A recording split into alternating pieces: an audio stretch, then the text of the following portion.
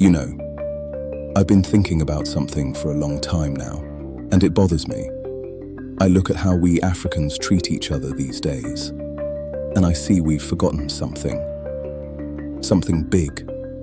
When you meet another African now, what's the first thing that comes to mind?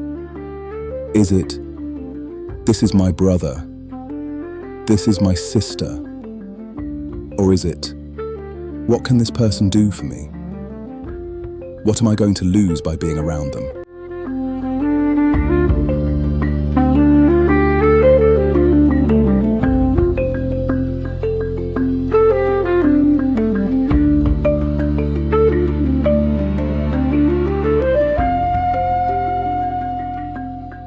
Be honest with yourself. Somewhere along the way, we started seeing each other as transactions. We screen each other for benefit.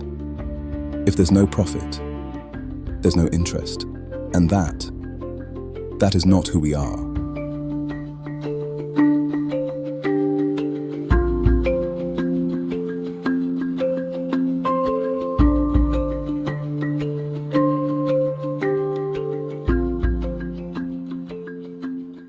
Our ancestors knew something we have forgotten. Ubuntu, a person is a person, through other people. But that thing, that beautiful thing, it's wearing thin, fading. And I'm a historian, right? I dig into the past. And the more I dig, the more I realize we have to go back, way back. Because if we don't understand where we come from, we will never understand each other.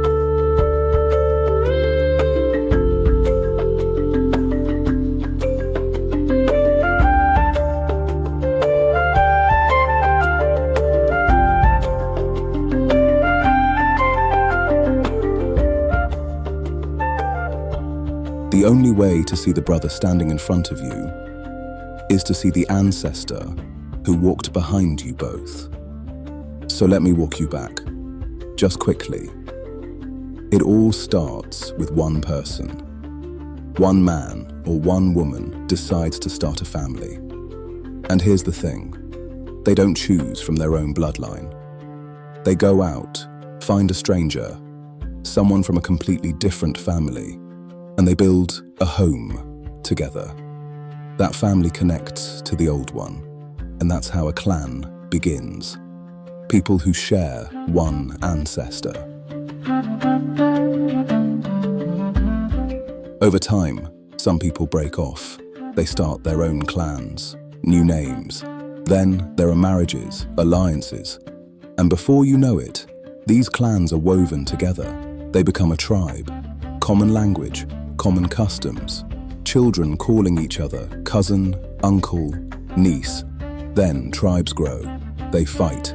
One tribe conquers another, and the victor says, "Now you are under my name, my language, my ways."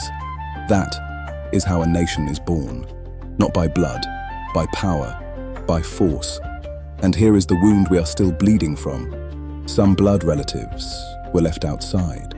They were not conquered, they ran away, or a line was drawn in the sand, and they ended up on the wrong side. So the nation became a wall, and your blood brother became a foreigner.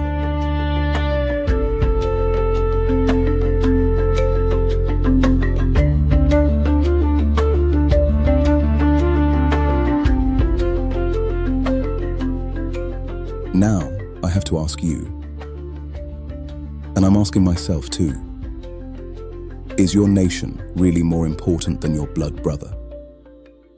Is that line drawn by chiefs, by kings, by colonists? Is it more sacred than the womb that carried your grandmother? We have been trained to see a passport before we see a person, to see nationality before we see a face that looks like ours. But let me tell you where I found the answer. Not in any parliament. I found it looking at a daughter. When a daughter gets married, she leaves home. She goes to another family, another world. And when things get hard there, who does she run to? Not the government. She remembers I have brothers. I have an uncle. I have a home that will never lock me out. She goes back, and her children, they grow up knowing that side, that is our blood. We are not visitors there. Some of those children are raised entirely under that maternal roof. That right there is the old song Africa is still singing.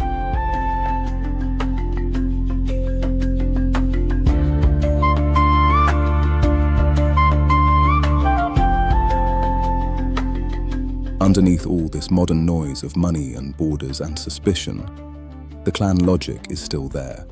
We just have to dig for it. So I'm asking you again, with love, is your nation closer to you than your blood?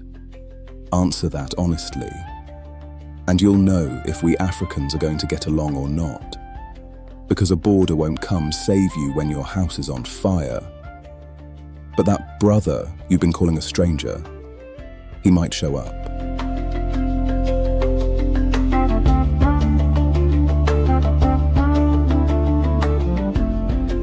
So let the maps say whatever they want. Me, I'm choosing to remember. I can go to any country on this continent, and if I stand there and say, I am a son looking for my brothers, a door will open, somebody will bring a stool, because the clan was always smarter than the border. The blood remembers. Our history, our real history, is not in flags. It's in our faces. We just have to be brave enough to look.